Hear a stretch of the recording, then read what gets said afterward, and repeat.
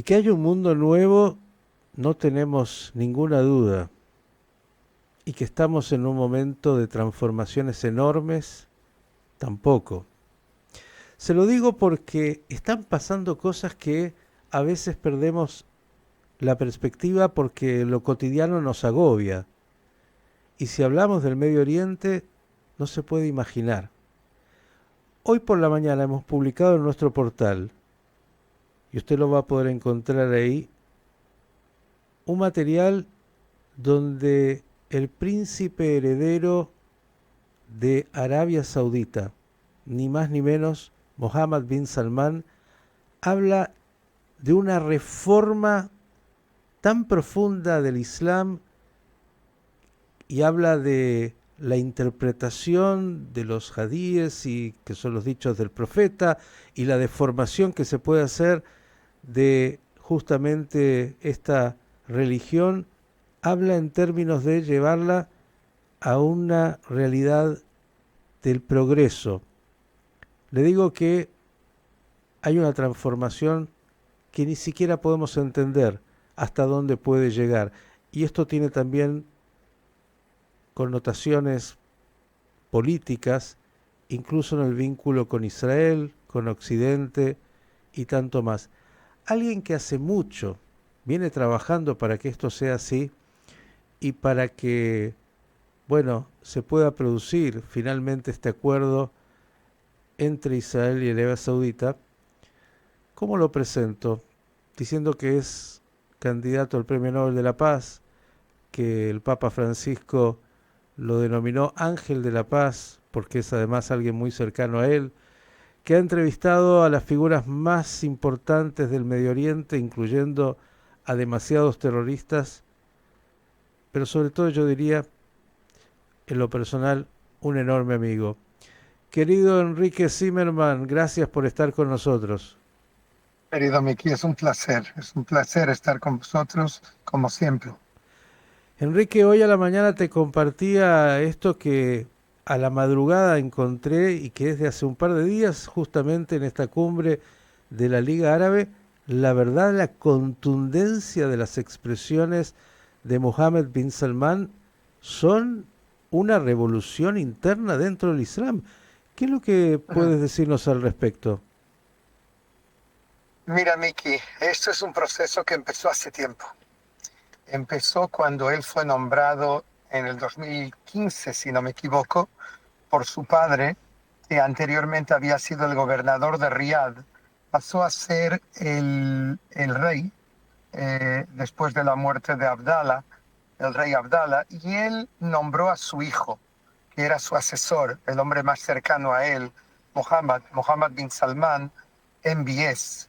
Le nombró como ministro de Defensa, probablemente el ministro de Defensa más joven de la historia de la humanidad.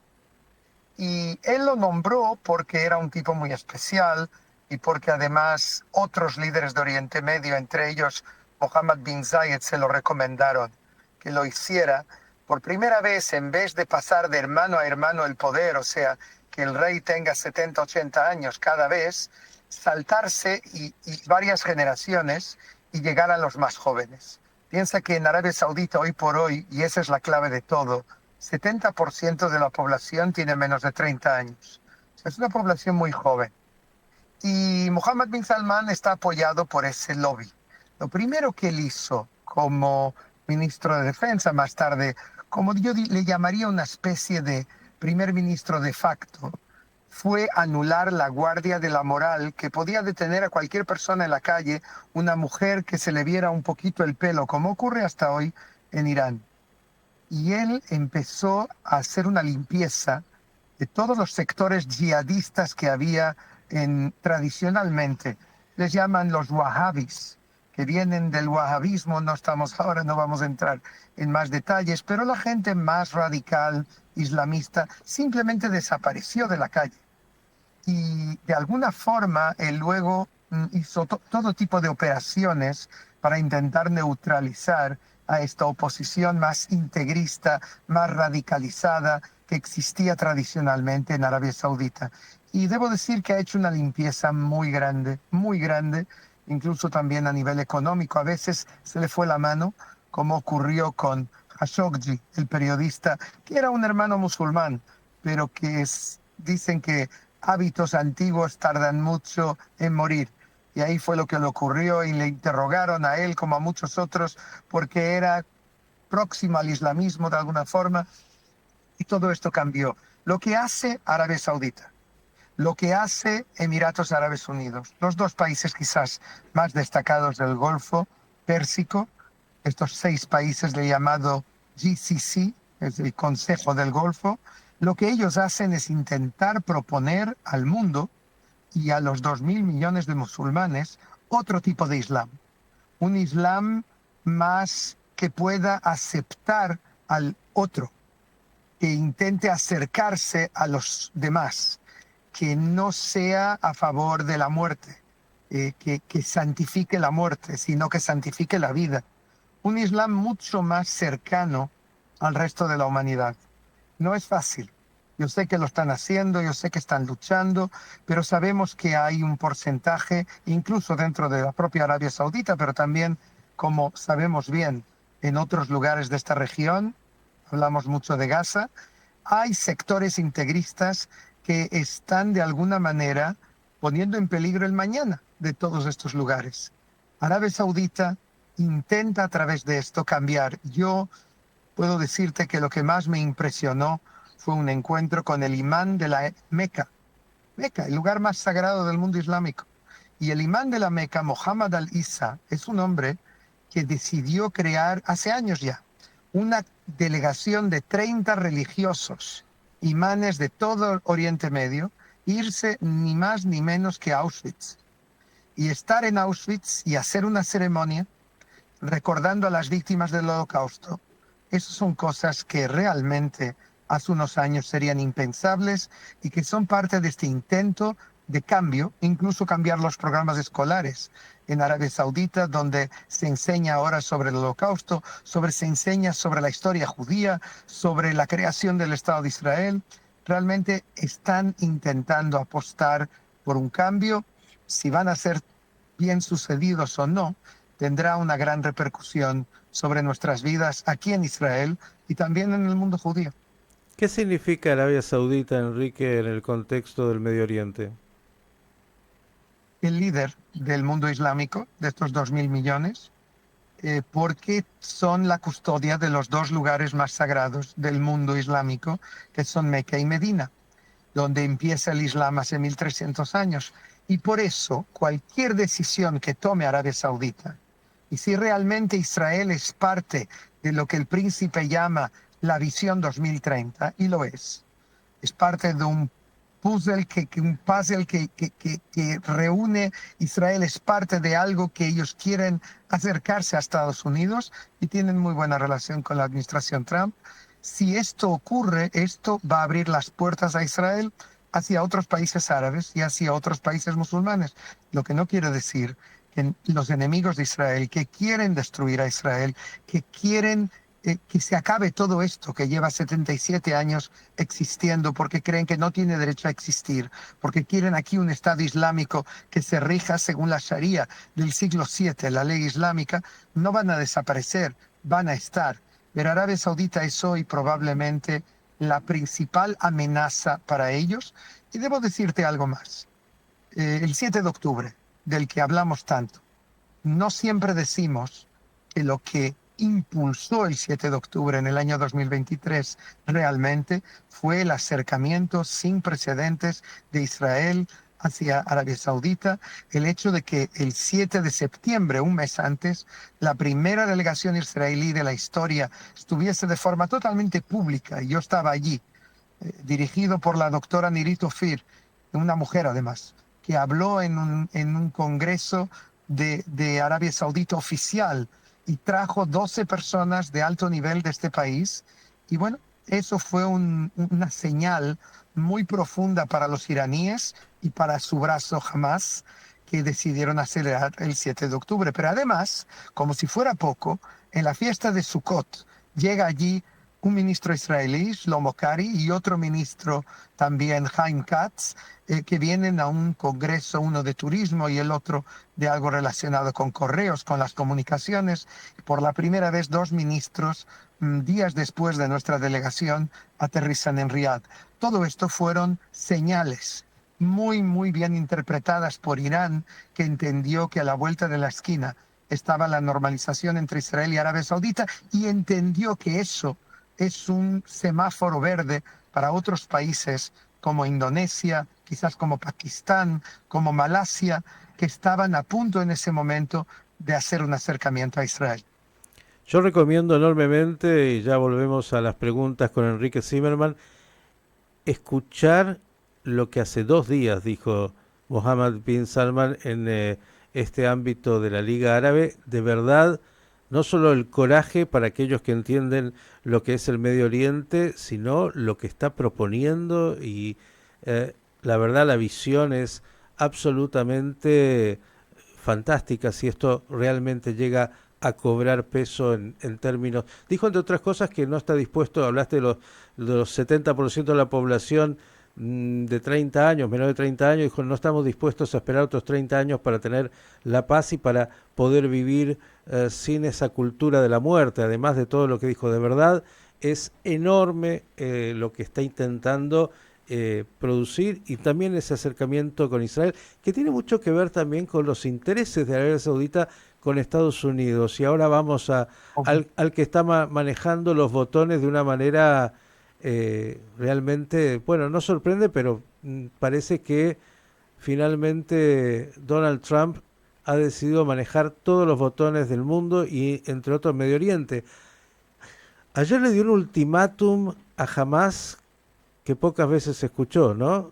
Digo, o liberan los rehenes o se abre para ustedes el infierno absoluto, y parecería que en sintonía diciéndole a Israel, les voy a dar carta libre para que hagan lo que tengan que hacer. ¿Qué dirías? Yo creo que Trump, debo decirte que no siempre comparto su estilo, o sea, no siempre me parece el más adecuado, aunque cuando yo miro lo que ocurre en Israel y en Oriente Medio post 7 de octubre, entiendo que hay cosas que él puede conseguir con ese estilo y otros, por ejemplo, el estilo Biden de su predecesor, que fue quizás uno de los presidentes más sionistas de la historia, etcétera, etcétera, etcétera. Pero no podía, no tenía esta carga de disuasión que tiene el nuevo presidente de Estados Unidos, nuevo viejo, pero bueno, nuevo, que me pregunto yo si lo tendrá dentro de 1, 2, 3 años después de un desgaste del poder en la Casa Blanca. Pero lo que yo entiendo es que en este momento él se pone dos grandes objetivos: acabar con la guerra en Gaza, devolviendo a los rehenes y consiguiendo la normalización entre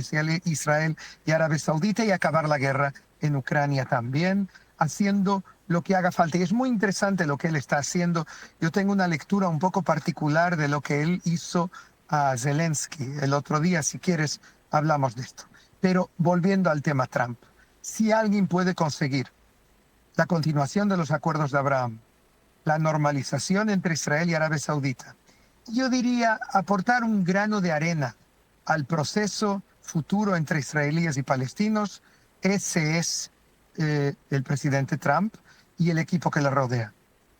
Él tiene un equipo que le rodea, de Jared Kushner, de Steve Witkoff, del nuevo enviado que está en este momento en Doha por primera vez negociando, Adam Buller, que está negociando con Hamas por primera vez de forma directa, sin intermediarios, sin mediadores, sin Qatar ni Egipto allí, directamente con la gente de Hamas. Eso es algo sin precedentes. Y lo hace para conseguir la liberación de los rehenes que aún están allí, entendiendo que estamos en una contrarreloj y que si queremos salvar las vidas de algunos de ellos hay que darse prisa porque sus condiciones son cada vez peores. Si alguien puede hacer todo esto, ese es Donald Trump, justamente por su estilo. Donald Trump de alguna manera sustituye la diplomacia que habíamos conocido hasta hoy y que no había dado muchos resultados, por esa negociación de hombre de real estate, de inmobiliaria, que sabe to cut a deal, llegar a un acuerdo. Y él con su gente viene con este estilo que nos puede parecer muy agresivo a veces, y además utiliza a veces argumentación que en mi opinión no siempre es realista, como el caso de sacarse 2 millones de personas de Gaza y llevársela justamente a Egipto y a Jordania, lo que puede desestabilizar estos países también, lo que puede ser una amenaza para Israel de otra forma, pero al mismo tiempo él provocó que el mundo árabe reaccione. Y el mundo árabe, que está en una zona de confort hace ya décadas, sin proponer soluciones, sin mojarse ni arriesgarse, de repente está en este momento viviendo una catarsis debido a las declaraciones de Trump y proponiendo otras alternativas para Gaza y en general para toda la región. O sea que Trump tiene aquí un papel importante, y además me gustó mucho ver cómo él vio la entrevista con Eli Aflalo, uno de los rehenes que volvió, y que le emocionó a tal punto que ayer recibió la delegación de rehenes y ellos le contaron, rehenes que acaban de volver y que siguen batallando por sus amigos que se han quedado en los túneles. Y como dices, movió tanto el tablero que la Liga Árabe y Arabia Saudita y los Emiratos Árabes serían los primeros en armar este fondo fiduciario para reconstruir la Franja de Gaza, más allá de que él estaba interesado también. Seguramente será un socio necesario también con Arabia Saudita y con los Emiratos. Hay que ver el mapa y lo que esto puede producir como cambio. ¿Qué más diríamos, Enrique? Porque hace un ratito te cuento, no hablamos de esto con Gabriel Bentasgal, sino hablamos de lo que pasa dentro de Israel. Porque, claro, el 7 de octubre vino después de meses de una grieta, una crispación enorme, que la guerra por ahí dejó postergada y puso un tiempo debajo de la alfombra, pero no desapareció. Y volvemos a ver situaciones, entre otras la tensión entre la justicia y el gobierno, y bueno, los medios, todo lo que también pasa en otros lados del mundo, pero que en Israel es mucho más grave, también por razones de seguridad existencial. Está el informe del ejército del fracaso del 7 de octubre, del Shin Bet. ¿Cómo ves la situación interna de Israel, que es tal vez para muchos tan preocupante o más que las situaciones de seguridad después de que, entre otras cosas, lo que era la amenaza de Hezbollah, después de esa maravillosa y única operación de los Vipers, ha quedado como ha quedado? Terminando lo que hablamos antes, te diré que hay solo un problema para poner en práctica todo, y es cuál será el rol de Hamas en el futuro. Con Hamas en Gaza probablemente todo esto no va a ser posible y no va a haber dinero, no va a haber inversión. Y en eso yo te diría que hay un consenso, no solamente en Israel y en Estados Unidos, sino también en el mundo árabe. El mundo árabe ve Hamas como una amenaza. O sea, mi pregunta ahora, si vamos al panorama interno israelí, es si realmente ¿cómo va Israel a decidir el orden de las dos prioridades? ¿Liberar los rehenes o acabar con Hamas? ¿Vamos o no a reanudar la guerra? Esa es una de las grandes preguntas. Mi impresión es que Trump no quiere. Ahora vamos al tema interno. ¿Cuándo habrá elecciones en Israel? ¿Cuándo se decidirá que hay una comisión de investigación nacional que va a verificar, no que el ejército se verifica a sí mismo y que el Shin Bet se verifica a sí mismo, sino una comisión? Creo que el gobierno no quiere una comisión nacional estatal dirigida por un juez del Tribunal Supremo, porque entiende que eso podría obligar al primer ministro a pagar el precio de toda esta cuestión, porque él tiene la máxima responsabilidad por lo que ocurrió el 7 de octubre. Entonces quedan aquí muchas preguntas. Netanyahu no quiere una comisión estatal, él quiere una comisión que él llama más independiente, porque cree que será una comisión que será probablemente menos estricta en lo que respecte a pedir su dimisión. Yo debo decirte una cosa, como persona que está en este país, que es ciudadano de este país y que le preocupa nuestro futuro aquí. Yo personalmente espero que el gobierno no caiga ahora por un motivo muy concreto, porque creo que concluya las misiones de las que hemos hablado antes. Hemos hablado de Arabia Saudita, hemos hablado de los acuerdos de Abraham, pero sobre todo estamos hablando del día después de Gaza.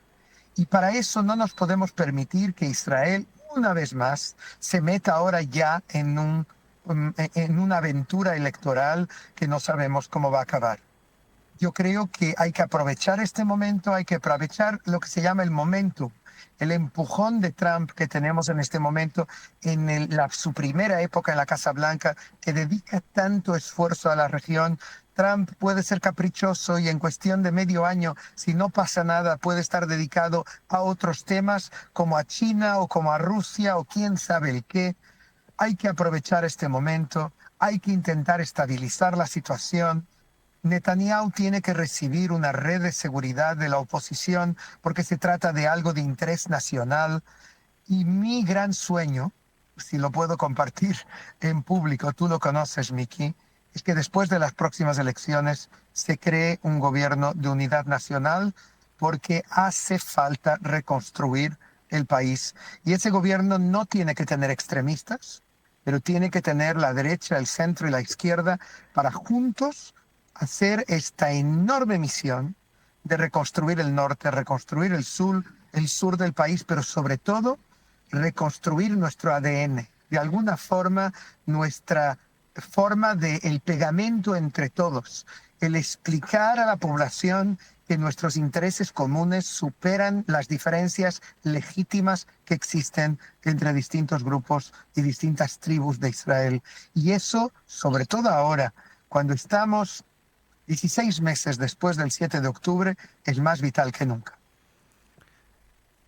Qué claro, qué importante. Quiero agregarte una más porque yo me quedo horas escuchándote, Enrique. Sigue estando ahí Irán, debilitado, complicado también internamente y algunos dicen muy.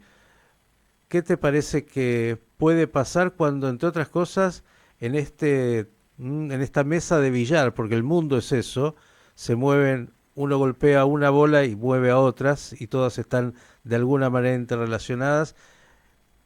Hay rumores de que en la negociación, escuchen, entre Rusia y Ucrania, donde Estados Unidos ha impuesto también las reglas, bueno, le ha pedido, entre otras cosas, como favor a Putin, que tiene tanta cercanía con el régimen de Teherán, que haga las tareas para que Irán deje de ser una amenaza y no llegue a una situación de confrontación abierta militar donde tenga que intervenir Israel y Estados Unidos.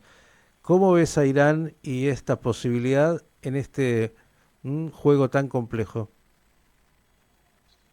Voy a intentar resumirte algo que puede ser un seminario de meses, pero en un minuto y medio. Irán nunca estuvo tan golpeada. Desde 1979, cuando se lleva a cabo la Revolución Islámica, Irán está en este momento, ve cómo perdió a sus proxies, sobre todo Hezbollah, que está perdiendo cada vez más apoyo y más fuerza, y que dentro del Líbano vemos también un cambio muy importante. Hamas, que ya está dispuesto, está luchando por mantener sus armas, ya está dispuesto a renunciar al gobierno, a no estar en el gobierno, en la comisión tecnocrática que va a reconstruir, según la Liga Árabe, Gaza, pero lucha por ser el Hezbollah de Hamas, o sea, ya va de Gaza, va por los mínimos, de hecho, que no los desarmen totalmente. Ellos ven como todo el círculo de fuego que Irán construyó alrededor de Israel, la tesis de Qasem Soleimani, que Estados Unidos mató, que era crear un círculo que asfixia a Israel. Abrieron 7 frentes en esta guerra, es algo sin precedentes. Pero como dijo muy bien Netanyahu, empezamos bajo tierra el 7 de octubre y llegamos a estar ahora en la cima del Hermón, refiriéndose al Hermón sirio. O sea, realmente la victoria de Israel es notable y sobre todo Israel debilitó militarmente a Irán de una forma impresionante. Ellos no tienen baterías defensivas en este momento y por eso no atacaron a Israel más que 2 veces. Querían, pero no pueden. Pero además tienen una sociedad interna que está podrida. El porcentaje más alto del mundo de SIDA.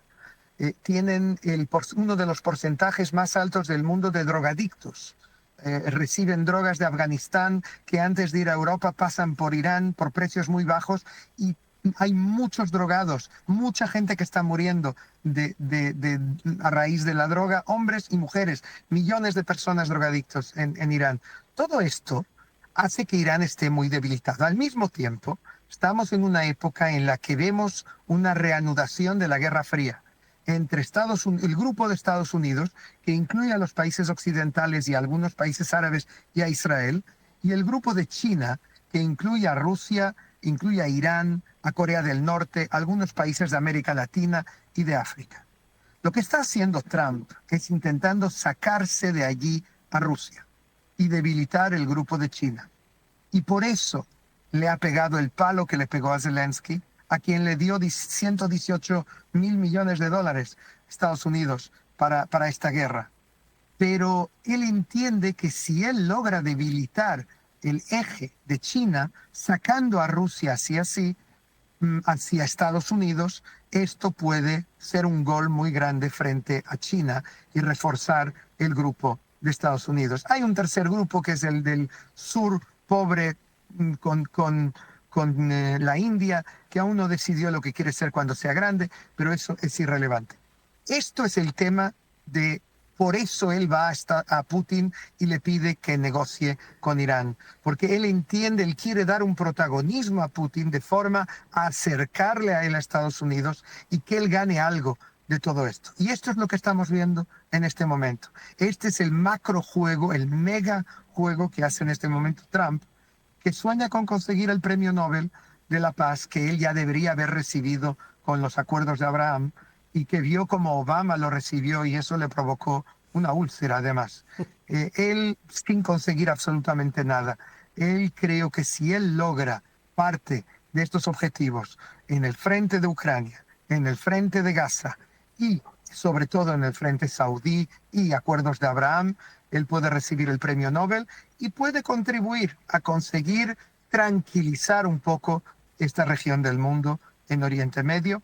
Ojalá. Para cerrar, vamos a decir que este analista, periodista y mucho más hacedor en tantos ámbitos, mire, así como usted lo escucha ahora acá, lo va a escuchar más cerca. Lo vamos a tener en Brasil, lo vamos a tener por Argentina, por Uruguay, por estas regiones del mundo. De eso se va a ir enterando pronto y va a poder en persona preguntarle y escucharlo para comprender este mundo y el Medio Oriente que tiene, bueno, todo lo que usted ya conoce. Enrique, como siempre, gracias. Desde ese estudio móvil has hecho una salida extraordinaria para darnos claridad sobre estos temas y cuando te escuchamos siempre cerramos con una sonrisa porque la esperanza es lo que se puede percibir en tus palabras más allá de las complejidades del día a día. Gracias, Miki. Y te pido una cosa, como premio por esta entrevista, pon a nuestro público la canción Yetov de David Broza.